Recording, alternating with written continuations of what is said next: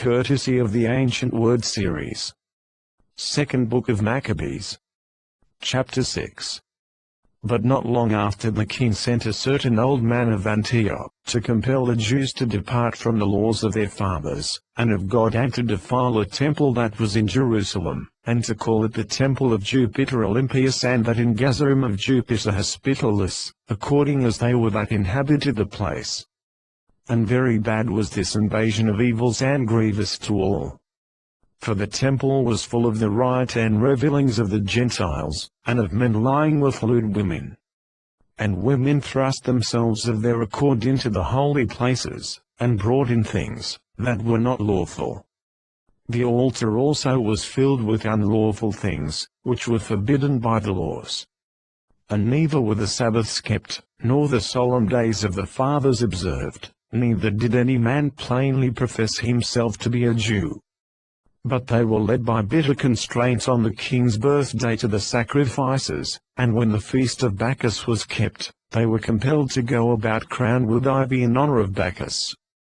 And there went out a decree into the neighboring cities of the Gentiles, by the suggestion of the Ptolemies, that they also should act, in like manner against the Jews, to oblige them to sacrifice, and whosoever would not conform themselves to the ways of the Gentiles, should be put to death, and was misery to be seen.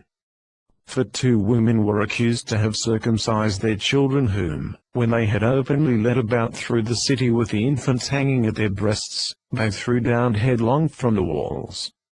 And others that had met together in caves that were near, and were keeping the Sabbath day privately, being discovered by Philip, the governor of Jerusalem, were burnt with fire, because they made a conscience, to help themselves with their hands, by reason of the religious observance of the day. Now I beseech those that shall read this book, that they be not shocked at these calamities, but that they consider the things that happened, not as being for the destruction, but for the correction of our nation. For it is a token of great goodness, when sinners are not suffered to go on in their ways for a long time, but are presently punished.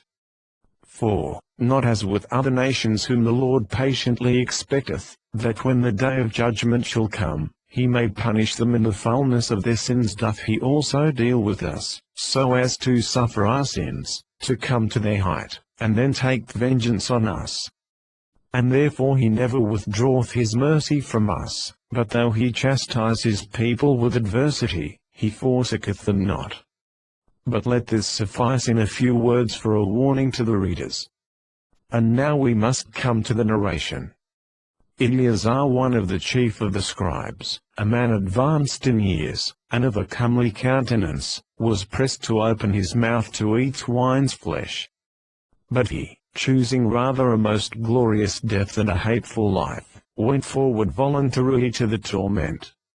And considering in what manner he was come to it, patiently bearing, he determined not to do any unlawful things for the love of life.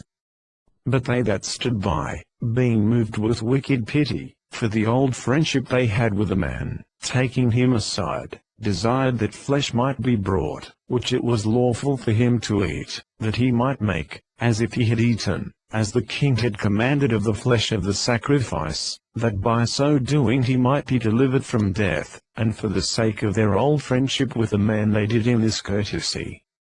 But he began to consider the dignity of his age, and his ancient years, and the inbred honor of his grey head, and his good life and conversation from a child, and he answered without delay, according to the ordinances of the holy law made by God, saying, that he would rather be sent into the other world. For it doth not become our age, said he, to dissemble, whereby many young persons might think that Eleazar, at the age of 80 years, was gone over to the life of the heathens, and so they, through my dissimulation, and for a little time of the corruptible life, should be deceived, and hereby I should bring a stain and a curse upon my old age. For though, for the present time, I should be delivered from the punishments of men, yet should I not escape the hand of the Almighty, neither alive nor dead.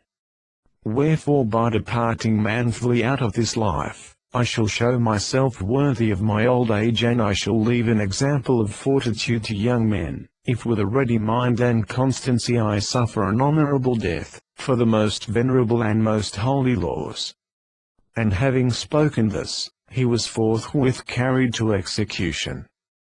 And they that led him, and had been a little before more mild, were changed to wrath for the words he had spoken, which they thought were uttered out of arrogancy. But when he was now ready to die with the stripes, he groaned, and said, O Lord, who hast the holy knowledge, thou knowest manifestly that, whereas I might be delivered from death, I suffer grievous pains in body, but in soul, am well content to suffer these things, because I fear thee. Thus did this man die, leaving not only to young men, but also to the whole nation, the memory of his death for an example of virtue and fortitude. End of chapter 6. Why was Eleazar killed? Because he refused to defile the holy laws of the Creator. He refused to eat the flesh of the swine. Antiochus was a murderous ruler, he performed not the killings he had others do it for him. Much like the goings-on of the Illuminati, the Jesuits and the Black Pope, who all received their orders from the Pope, who in our modern-day times is Antiochus. Now your day is drawing near, and you are now Eleazar, your swine flesh is the swine flu vaccine. What are you going to do, take it willingly, or refuse it as did Eleazar, for he feared not man but God? In wisdom, peace and love, peace be with thee.